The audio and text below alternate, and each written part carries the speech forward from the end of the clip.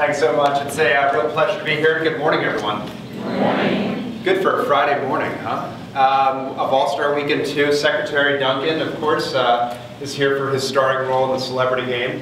And his whole staff in Washington, D.C. came here, so that's either a good thing or a bad thing, depending on your perspective. But I thought we'd have some fun today, talk about some of the transformations that we're seeing happen in education, and think about what those implications are for teaching in the future of schools, as well as what it means for schools of education that are training those teachers in the preparation programs in general, and what opportunities, as well as challenges, quite frankly, that these places will be facing in the years ahead. So we should have an interesting conversation through that as well.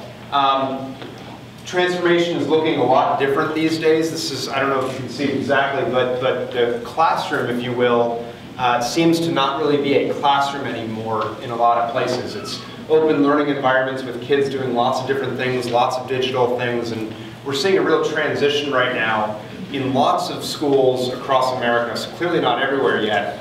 But part of this transformation is just schools basically innovating in different ways. And as my colleagues and I turn to think about the problems that our public schools are facing, one of the big things we saw was that really these problems were very actually similar to things we had seen in lots of other sectors, and it amounted to trying to manage this process of innovation effectively.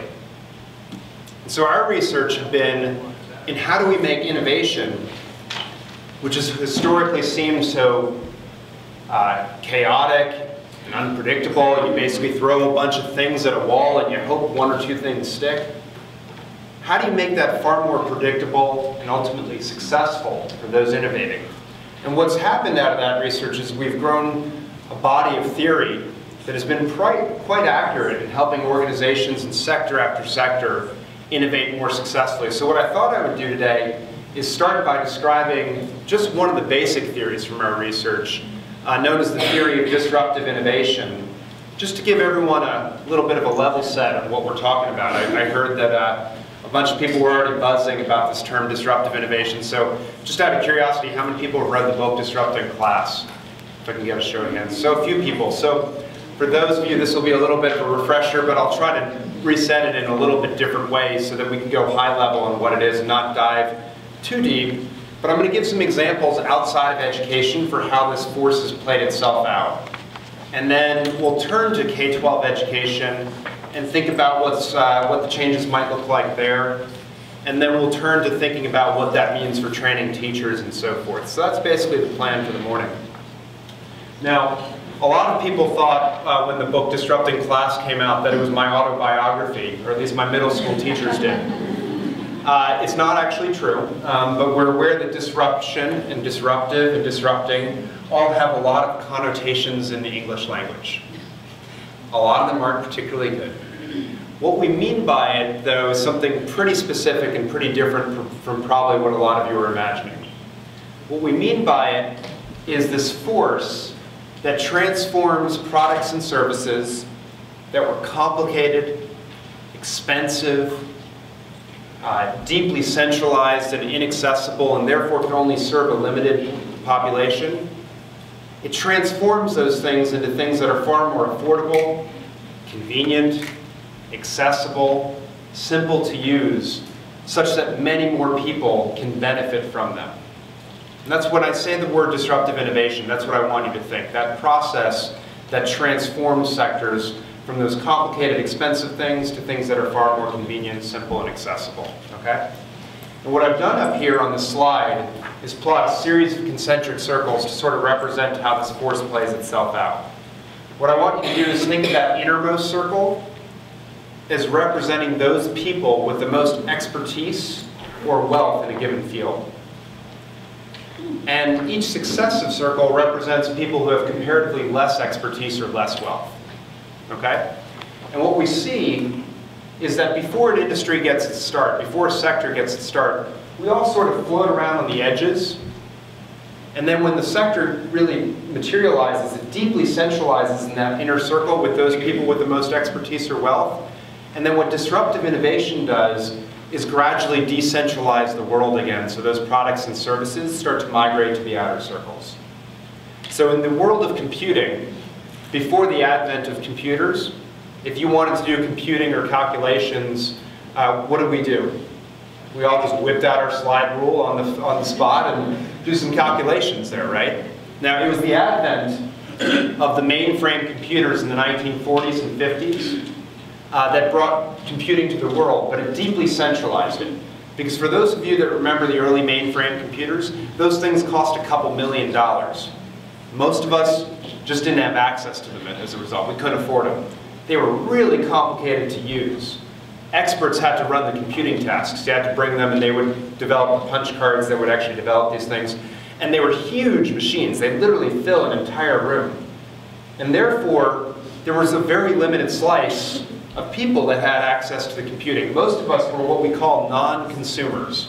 Literally, we couldn't consume computing. So we just sort of floated around in these outer circles, and we knew stuff was going in the inner one with the mainframes, but that was how the world worked.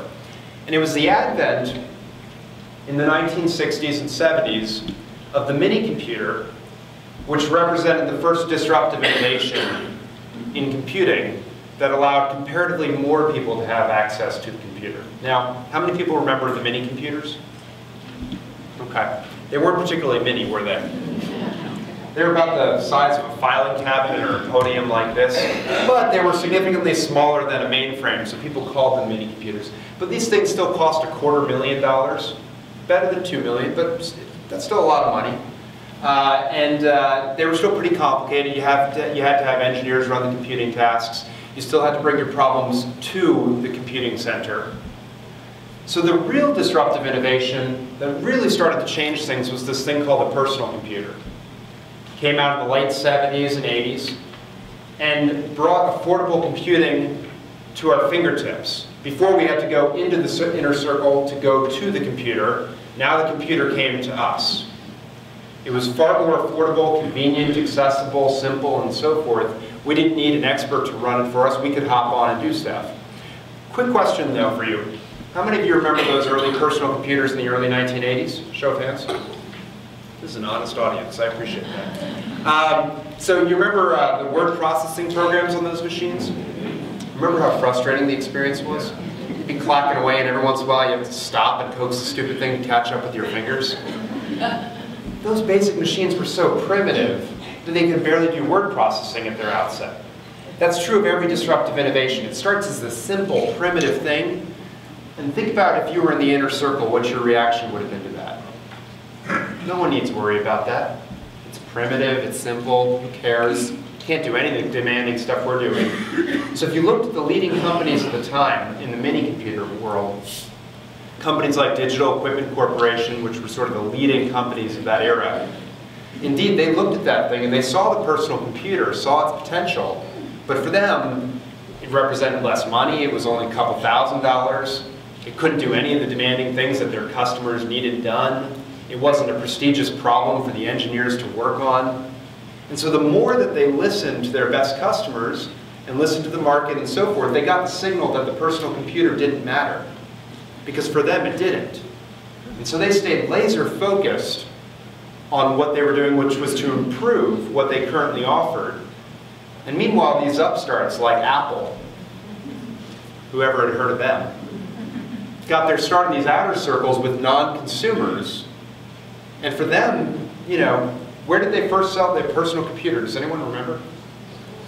Schools. Even before that, it was a toy to children and hobbyists. Schools were sort of the next rung, right? People that couldn't afford a mini computer. So for them, this wasn't a crummy, simple machine that could barely do word processing. It was way better than their alternative, which was literally nothing at all. And so for Apple, with no customers, and with these customers who had no access to computing, this was a blessing. And it got its start, and what's true of every disruptive innovation is that it gets better and better year over year over year. And by 1989, it actually had gotten good enough that a lot of those complicated problems you had to use to take into the inner circles, you could start doing them in the outer circles. And so people rushed out to the outer circle because they were delighted with something that could start to do their problems. It was good enough, And it was way more affordable, simple, accessible, convenient, and so forth. And that's how we see this process of transformation unfold over sector after sector. Now, of course, we've continued to see this process play itself out, right? Most of you probably don't own desktop computers anymore. You have laptops. Some of you have got netbooks. Some of you have iPads. And you probably all actually have computers in your pockets, too. Literally, you have more computing power than existed on this entire face of the earth combined some 60 years ago when mainframes were in their heyday, just in your pocket. You have more computing power in your pocket than sent the first man to the moon. So what that means is that if you get bored of me at some point, you can just whip it out and be productive again. But it's fascinating how that process changes, right? Now, what I've done up here in this slide is in the blue column, I've put a list of the companies whose stock we wish we had owned over the previous couple of decades. I didn't own any of them, that's why I'm here. But in seriousness, they were disruptive to those organizations in red, who in their own right were once disruptive themselves. And you can tell a similar story for each of these line items, if you want, as the one I started to tell before. Now, on the top one, think about what's happened in the automotive industry. Toyota, over the previous couple of decades, largely disrupted the Detroit automakers, right? Now, how did they do it? They didn't start at the high-flying end with the Lexuses that you all drove into the parking lot this morning. Corona. Started at the low end with this Corona. It was crummy. Anyone own a Corona? Did you? All right, I apologize. I apologize. So this thing rusted quickly. It wasn't that great. But compared to the gas-guzzling cars that Detroit was shoving down our throats, it was way more affordable. And so if you couldn't afford one of those, this was just a blessing. And Toyota got its start with those Coronas, and then they improved to the Tercel, the Corolla, the Camry, the Avalon, the 4Runner, and then the Lexus, and changed the world. Now, to be fair, once again, let's put ourselves in the shoes of the folks in Detroit. They saw these guys coming out in the outer circle, and every once in a while they'd say, we really ought to go out there. And so they'd send down a Pinto or a Chevette. But when they compared the margins of selling one of those vehicles with the prestige of being able to push out another Cadillac Escalade or a Ford Explorer, it just didn't make any sense, right? So they'd retreat back into their inner circle and continue to go up market there. And by the time the game was really up, they literally have had to reinvent their companies. And we know how that went over. Now, interestingly enough, Toyota has been being disrupted over the last several years. Anyone know by whom? Kia, Hyundai, right? It's interesting. 5 years ago when I said this talk and I came here when A+ brought me, no one answered. And now everyone just sees this so clearly, that the Koreans are coming up underneath. This is actually a commercial that Hyundai was running about a year ago. Isn't it time someone did to Lexus what Lexus did to Mercedes? Not being too shy about it, are they?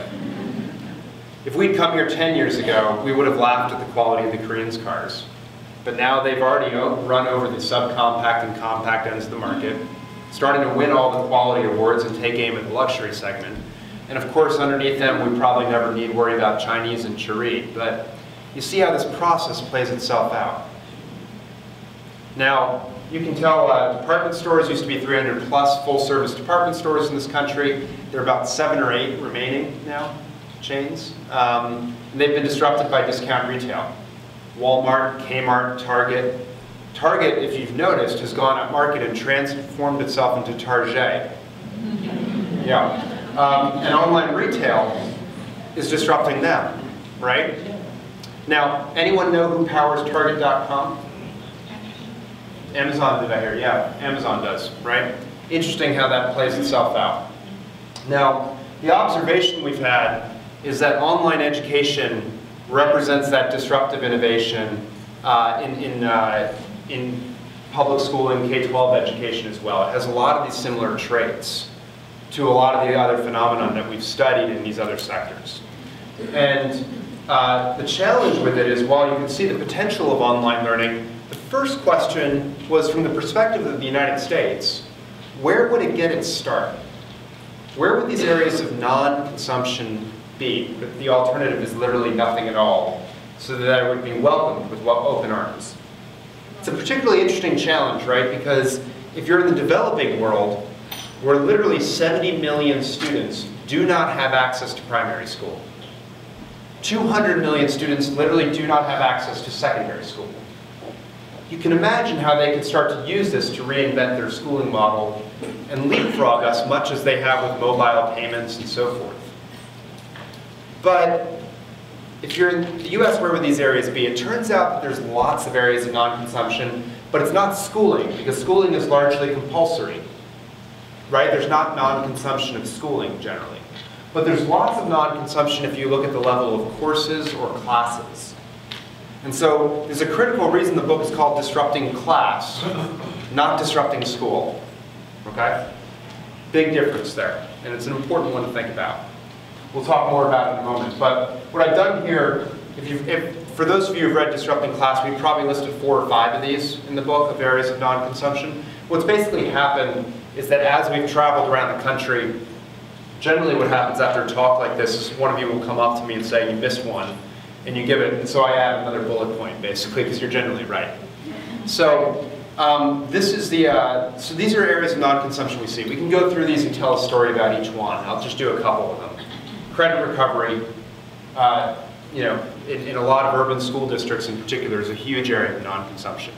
Students fail a course and have no real way to make up the credit, outside of maybe a summer school packet or something like that, which isn't a real meaningful way in general. They'll often just move on to the next class. People either act surprised when they get to graduation and don't have the requisite number of credits to graduate, or they just, because they haven't mastered that learning, they fall further behind in their future learning and so forth.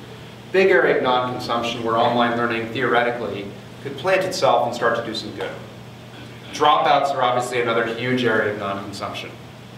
In the state of Texas, 130,000 students did not graduate on time out of the class of 2011. So, big area of non-consumption where if we could snap this into a different alternative schooling model of some sort to fit their different unique needs, flexible scheduling, and so forth, there could be a big opportunity here to do some innovation. AP and advanced courses are another one. Advanced placement, that's sort of well known, 34 AP courses. There's not a school that I'm aware of yet that offers them all, and generally though there are students that would like the option to take some of those, and the schools would like to figure out a way to do it. But the story is actually it's bleaker than that. If you go more broadly and look at advanced courses in general, 26% of high school students in 2007 in this country had no access to any advanced courses at all in their high school. Defined as anything above geometry, so forget about Algebra 2, forget about trigonometry, forget about calculus. Defined as anything above biology, so no chemistry, no physics, and we're talking about a STEM problem in this country. Defined as anything that's an honors English class, period. And you know there's students, though, that need those opportunities. I was in Austin testifying at the Capitol on Monday, so we're speaking at the Capitol on Monday. And someone from a rural school district was talking about how they don't have the requisite number of Spanish classes, of years of foreign language, for their students to even apply to the major colleges throughout this country.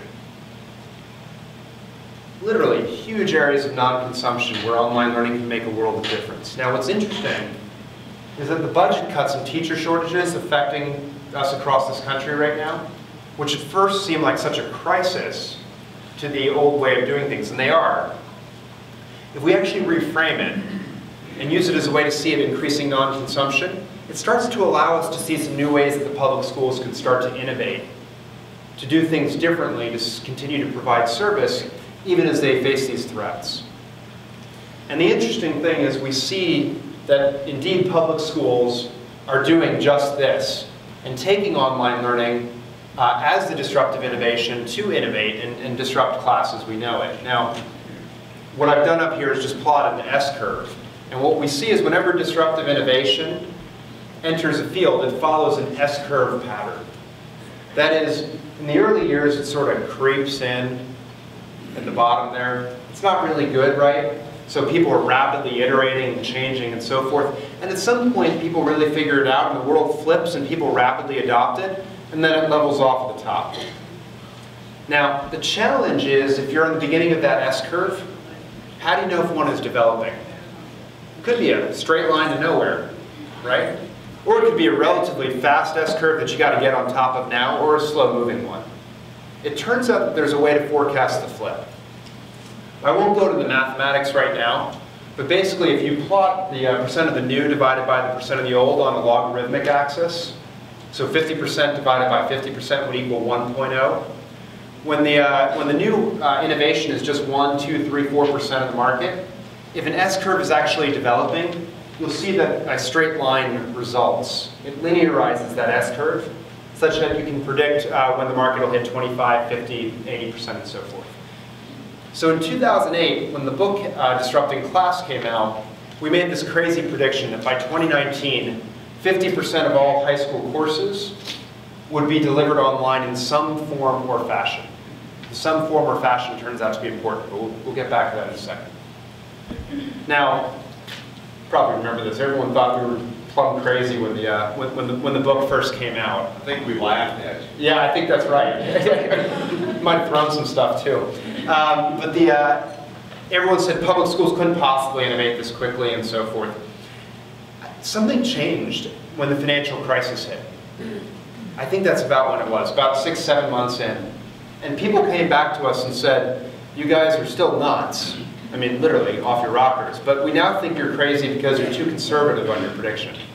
We think it's happening faster than you predicted. Now, I kind of plead the fifth on this. To me, it seems like we'll probably be right, plus or minus a couple years on either side.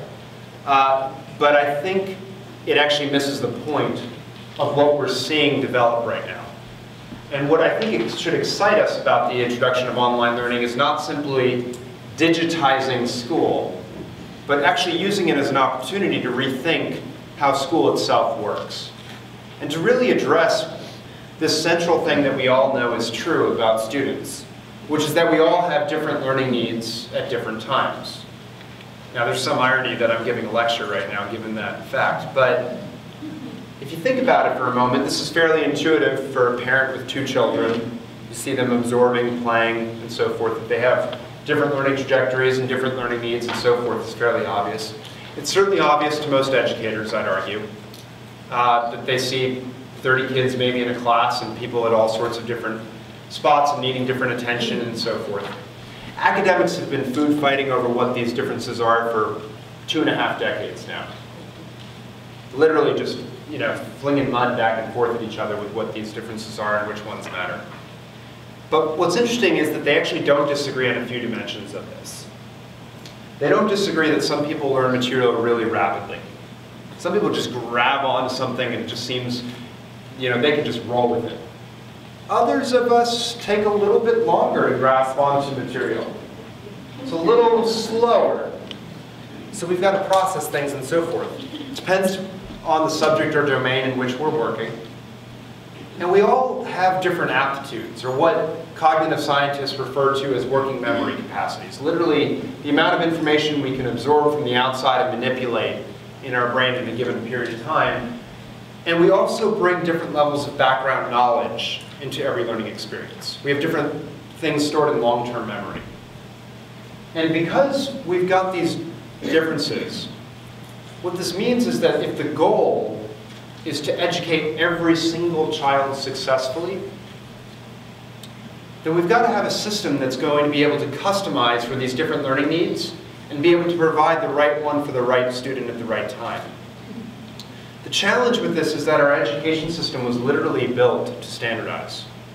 It was modeled after a factory. This is what we thought was the most economic way to organize education. In classrooms where we would batch students up, they'd come in the beginning, we'd add value to them in the same way, the same day, and so forth, and ship them out the other side. It would be extremely efficient. And to be fair, it actually worked really, really well for this country when sorting students out and into factory line jobs and so forth was actually the job of education. The problem is that the world has changed. We're asking something very different of public schools now. And they weren't built for this. And so it's no surprise that they actually are unbelievably successful at sorting students out. It's not surprising that they're unbelievably successful at those things we asked them to do, but not successful for something for which they weren't built. And what's exciting about the online learning opportunity is that along a variety of dimensions, by being inherently modular, by being able to build in rapid feedback, by naturally being able to vary the path and pace that students learn, we can accommodate these different learning needs in some pretty exciting ways that make sense for educators as they're working with students. Now, what I've put up here is a screenshot from the Khan Academy. How many of you are familiar with the Khan Academy? Okay, virtually everyone. So this is a classic case where if there's a few of you who are not, it's not in your long-term memory, I'm going to keep accelerating.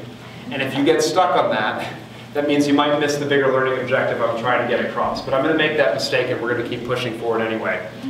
What the Khan Academy has done is, this is an online learning way of learning math.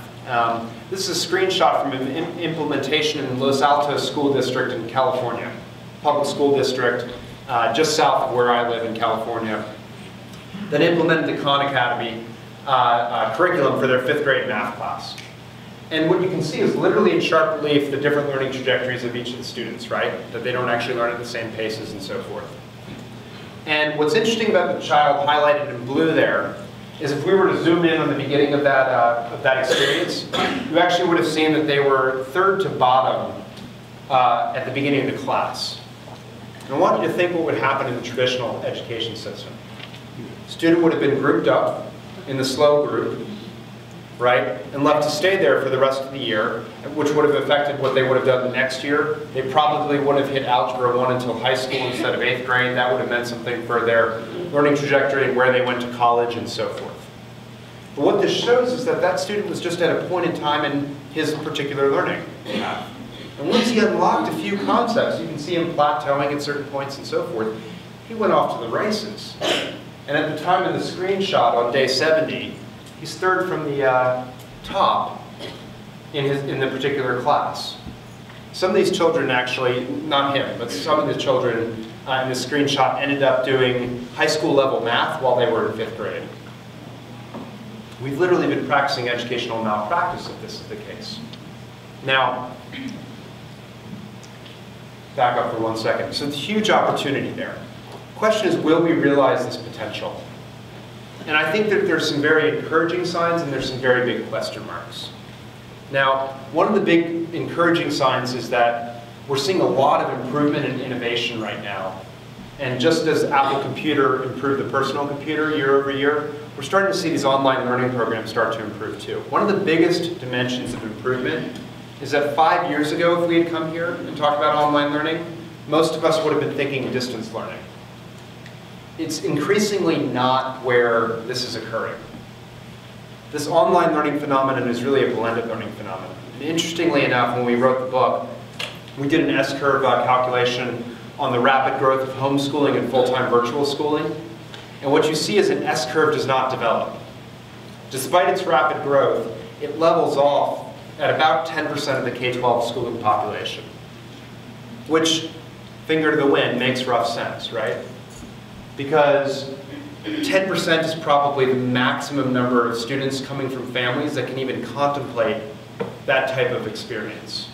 As they joke, the problem about homeschooling is the word home, right? So there's a limitation to that. Most children are coming from families that need a lot of the supports that schools provide that have nothing to do with the academics that we're talking about. From community to social supports to, honestly, feed and health. And honestly, just have a safe place to be during the day while I have to work and make money. So schooling, it seems, is going to be a continued part of this. And so blended learning really is where we think a lot of the future of American education will be. And so this created a big hubbub among educators that started arguing about what is blended learning. So we did a lot of research where we looked at about 80 different programs that were doing what educators called blended learning. And we talked to about 100 plus educators in the field to get their input on it as well. And we came up with what's now a 3-part definition. The first part of it is it's a form part through online delivery of content and instruction, where the child has some element of control, and this is the important part, over the time, the place, the path, and the pace of learning. Okay? At least in part, at a supervised brick and mortar location away from home, generally what we call school. And that to the extent that the child is learning in different modalities, the data integrates the experience. So that what I'm doing in the online learning part informs what I do in small group instruction with my teacher, informs the project that I'm working on, and so forth. So that these aren't disconnected experiences. Okay? So basically think about it as online learning meets school, meets data connecting these experiences. Okay? That's blended learning. What it importantly rules out, though, is what we're doing now. Simply getting an electronic whiteboard or a smart board, beaming online curriculum at students, not blended learning. We haven't changed the model itself, and it's the model that matters far more than the technology. Changing that pedagogical model to give control over the time, place, path, pace of learning is critical. Similarly, just implementing one-to-one laptops or digital textbooks, while these things may be important enablers of blended learning, just because you have them doesn't mean you're doing it. Okay? And as we'll see, actually, there's plenty of implementations that do not require one-to-one laptops to do some pretty cool blended learning designs. Now, we're seeing a ton of emerging different types of models. Now, this is an ugly chart that captures it, but I'll try to talk you through it. Basically, what it says is on the top row there, we got brick and mortar schools. They need online learning, and they have a baby known as blended learning. Okay? That's the third line. The stuff in yellow is those things that is not blended learning. Tech-rich instruction, traditional instruction, informal online learning, and full-time virtual schools. Okay? Those aren't blended learning. So blended learning then has a bunch of different models that we're seeing play out. And we've been doing a lot of work to classify and talk about what these different models are. The thinking being to try to get people away from arguing mine's blended learning and yours isn't, but to instead be able to say, I'm doing this type and you're doing that type. What does that mean and why did you make those decisions? Was it about your schooling population, about the infrastructure, the teachers? Why did you do that? And so we're seeing a range of different models. I actually thought I wouldn't go too deep into what these different models are today, but instead I would just pick a couple of these to talk about how the role of the teacher changes in these models and what they're actually doing. Because what we're seeing is that teachers are absolutely critical to this process going forward, but the job looks actually pretty different in some key respects. So this is one model we're seeing that's very popular. It's the station rotation model. Station rotation is pretty familiar to a lot of elementary school classrooms across the country, probably 90%. And so it's actually a relatively easy way to get into blended learning by introducing one of the stations as online learning. And KIPP Empower, which is a charter school in Los Angeles, jumped into a station rotation model within their classroom. And you can see students rotated between 3 different stations within the classroom. From an individualized online instruction, to teacher-led small group instruction, to collaborative activities and stations. The reason they did this model was because budget cuts in California meant that they couldn't open the school with a 23-to-1 student-to-teacher ratio. It was going to be 30-to-1. And they wanted a way to preserve small group instruction opportunities. So they divided the class into 10, 10, and 10 students, okay? And what it looks like, this is very familiar, on the run with small group instruction, and that's what the teacher is really focusing on, is that small group instruction piece, right? That's a really critical part of this. They're also teaching all the subjects. Keep that in mind in a moment. You've got students then on the computers and so forth at the other period of day, okay? Now this is a very different rotation model. Let me actually define rotation model. It means students are switching between modalities at fixed periods in time, either the teacher discretion or based on a schedule. So you're rotating, say, every 45 minutes to something, to a different experience, okay? In the lab rotation model, that rotation is occurring not in the classroom, but between the classroom and a learning lab where they're doing the online learning. This is the ever-famous rocket ship education. It's a charter school network that started out of San Jose, California, that's now in Milwaukee and growing throughout the country right now.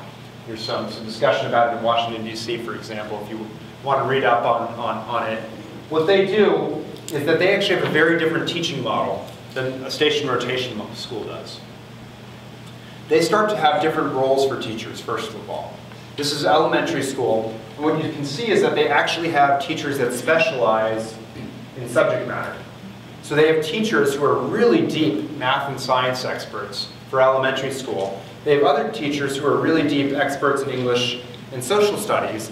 And then when children are in the learning lab, they actually staff it with paraprofessionals who are really good at monitoring and motivating students and being able to, if they see them struggling with something, they can dive in and do a catch-up.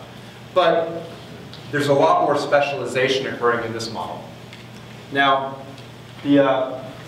another form of the rotation models is this one, which is an individual rotation model. We call it this because while students are still rotating every number of minutes, they're not necessarily rotating through every single modality. Every single child has an individualized playlist in effect. Meaning that if I have to spend 2 things in a row, 2 rotations in a row on the online learning, I'll do that. If I need to spend no time on online learning that day, then I won't spend any time in online learning that day. And so basically, Carpe Diem, and for those of you who have heard of School of One, or Teach to One now it's called, these are examples of individual rotation models. And I'll actually just show you. What you see when you walk into Carpe Diem is this huge learning lab with 280 students in it. Each child has their own office that they decorate based on what they want to be when they grow up. Now, one child actually came in and said that he wanted to be a Walmart greeter. So the teachers brought the child to Walmart, and they observed the greeter for 1 full day, trying to figure out what was it about that job that was exciting that child, what were the underlying skills and so forth, so that they can then open up to a whole new set of career paths he would never have known otherwise. And he decorated his office a little bit differently at the end of the day. Now, you see them working on the online learning, and what's happening is that teachers and paraprofessionals are literally roving around the learning lab, diving in as students are struggling with different problems. They're getting real-time data, and while they're not delivering the content or instruction, they're diving in to help keep them on track and so forth. They'll let students struggle a little bit. Occasionally, they'll even let them put down their head for a couple minutes and catch up a little bit on sleep, because their attitude is, which one of us at work has never needed a minute or 2 to refresh? But if they see you really struggling with something, they're going to dive in there and really help you out. So you get a lot of one-to-one tutoring time. What's happening around the perimeter is something very different. You're seeing basically glassed off breakout rooms. They're not classrooms, they're really breakout rooms. Around the perimeter, it's an incredibly transparent space. And in there you see teachers doing small group instruction, seminars, Socratic discussion, project-based learning, a whole array of activities based on the different options for students. Teacher role obviously looks very different in this model than the other 2 as well. And the reason I bring all of this up is that I think that as we think about, here at the University of Houston, thinking about preparing teachers for this future of learning, doing a lot of research about what these different models are, and what are the right roles, and how do you prepare for them, and what are the different pathways and so forth, and what gets teachers excited, it's going to be a huge question mark. We don't have any answers right now. There's programs that say we want to train teachers for blended learning, and then they look out and they're like, training for a Carpe Diem, very different from training from a rocket ship. It's actually a really interesting set of research questions right now that are out there. It's also a tremendous set of opportunities for educators to actually invent and actively create what this future looks like. We're seeing a lot of people start to increasingly get interested in how do you offload basic skills to the online learning so that we can focus far more on the higher order levels of Bloom's taxonomy and focus on the learning to do and apply through projects and so forth in some pretty interesting ways in group collaboration and so forth. Now, huge opportunity. The interesting thing, and I thought I'd run through this as well, is that we're seeing disruptive innovation in higher education as well, for better or for worse. And in many ways, it's just beginning.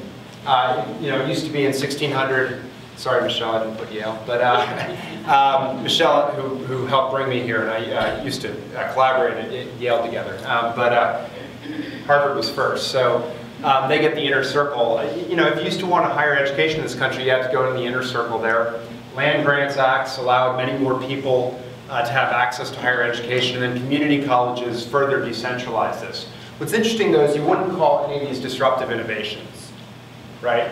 Because there was no, if you wanted to go up market, if you will, and start to replicate the best of the best, as quite frankly University of Houston is doing, by moving from a commuter school into this residential school and so forth, you had to replicate the faculty structures, the building infrastructure, and so forth. And so you couldn't keep a low cost or low convenience position and move up market, if you will. But the real disruptive innovation that has emerged is this online learning world. So 20 years ago with the University of Phoenix, and those guys were sort of the first out the gate. But we're seeing a whole new set now, disruptive relative to those guys, in the form of competency-based universities like Western Governors and University Now. And of course the massive open online courses, or MOOCs, regardless of your take on them, represent a whole new wave of experimentation at an unbelievably low price point that is really shaking things up in higher education. And again, in the same way you used to have to go to the mainframe computer for computing, and then personal computer allowed the computing to come to you, think about that analogy here as well. Now, the challenge of this is that the traditional university model at the same time is starting to break apart a little bit. Not everywhere, but in a lot of places, we're seeing costs rapidly increase to stay competitive in the game, to continue to improve facilities and so forth. And we're at the same time seeing the revenue sources start to shrink. State budgets are drying up, people are pulling back in investment, endowments and giving obviously have taken a big hit in the wake of the financial crisis. And so raising tuition has its limits, as we've heard in the State of the Union once again this year. So we're seeing these tensions where costs are going up really fast. You can only raise tuition so much, and you used to fill in the gaps with these other revenue sources, and those are starting to see their limits. Now, at the same time, you have this job mismatch paradox more broadly across the economy right now. We've had high unemployment across the country. Right now it's about 7.9%, I think. And the strange paradox has been, while there's millions of people looking for work, there are 3.6 million open jobs for which employers say they cannot find qualified people to fill them. So higher education is sort of going through its own crisis right now of sorts as well. And yet there's this disruptive innovation coming out, and once again we made a crazy prediction that by 2015, 50% of all students would be taking at least one online course. So that's actually pretty close to now. Right now the number is a little over 30%, about a third of students are taking at least one online course, and quite frankly the numbers are not capturing the growth of MOOCs and so forth, because those are in the informal learning space. So actually, to know really where we are is a little confusing at this current moment. But we're seeing this rapid changes. Once again, that creates some threats, but it also creates some opportunities. The threats and opportunity are some of these things. Like Western Governors University, that you could argue is disrupting teacher education. It's starting to produce increasing numbers online, and it's doing it in a competency-based way, which we'll talk about actually right now. Which is really changing education on its head, right? Traditional education is a time-based system. Whether you're in K-12 or higher ed, it's been built around the credit hour or the Carnegie unit. And what that has looked like is that we've had a system where time has been fixed, but the learning has been highly variable. So in essence, we deliver content to students, we test and assess, and students progress to the next grade, subject, body, material, unit, whatever it might be, and only afterward do they receive the results. Some of you got a C, you have holes in your learning, doesn't matter, we've already progressed, right? Competency-based learning flips this on its head, right? Time becomes the variable and learning becomes the constant. So we offer learning experiences for students. We still test and assess. It's a critical part of this system. We shouldn't think that that's going away at all. It's a very important part. But the testing and assessment has a very different purpose, which is to get almost real-time and interactive feedback, which informs what we do next for students. This is a very different teaching process as well. And only after students have truly mastered material do they make progress to the next grade, subject, body, material, and so forth. This is truly upending a lot of what our assumptions about how education have worked and our processes and business models in place to do it. But it also, once again, creates huge opportunities as we're seeing this transformation in K-12 education and these challenges in higher education. It actually creates some opportunities at the same time to rethink our teaching model to prepare teachers in some exciting ways. And I'll put my slide up again of non-consumption and just circle one of them, which is professional development. It's actually a huge area of non-consumption across this country for teachers. Now, just think about it for a moment, because most districts do professional development, right? What does it look like? Some boring guy like myself who wrote a book that comes in 2 to 4 times a year, and teachers file in the back and grade their homework while I drone on about something that's not particularly relevant to what you're doing. One of my staff members taught in Utah, and they had a professional development session where they banged on congos for a full hour and then talked about what it taught them. That teacher, though, needed help real-time with a particular student or with a group of students. We need these professional development opportunities all the time to continue to progress in our craft, right? Just-in-time opportunities are critically challenging, and we literally, in the same way we didn't know we needed computing all the time right at our fingertips, we have tons of non-consumption of the teaching force where we can actually integrate through online learning or other mechanisms, just-in-time, real-time feedback and development to continue to reach teachers to support them where they are when they need it. And it's actually a huge opportunity. I don't profess to know what the future of this should look like or how we should create it. But I can see that there's an opportunity to drive this through in some exciting ways, again, to craft what that student-centric education system can and should look like to actually be helpful and efficacious for every single child. And that presents just an enormous opportunity to disrupt class, but disrupt the modes in which we've been operating to really craft that future. And I've just been encouraged in the phone calls, conversations I had leading up to here, as well as the leadership I've seen here, really being willing to ask tough questions and jump into some unknowns as well. But as a research institution, combined with an institution that sees itself as serving the public schools and preparing for those teachers of today as well as tomorrow, that opportunity to invent, while at first it can seem like a threat, again, if we shift our perspective, it's just that. It's an opportunity. It's an opportunity to lead.